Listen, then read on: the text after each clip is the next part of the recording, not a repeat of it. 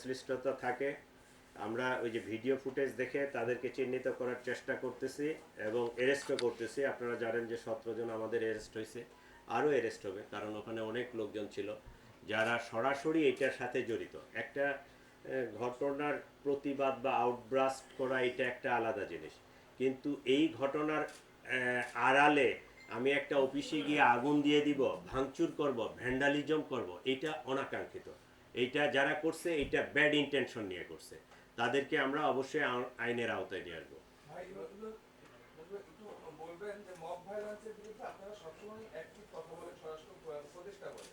এই যে mob violence এটা হলো প্রথমত আক্রমণ হলো, আমরা কারণবাজারে ছিলাম, আমরা দেখলাম, তারপর ডেইলি স্টাইল আক্রমণ হলো, ওখানে আমাদের 21 জন সহকর্মী সেখানে আটকা থাকলো। আপনারা বিএনপি কতটা শক্ত, আপনারা কি অক্ষম? তারপরে পরের দিন উদীচিতে হামলা হলো,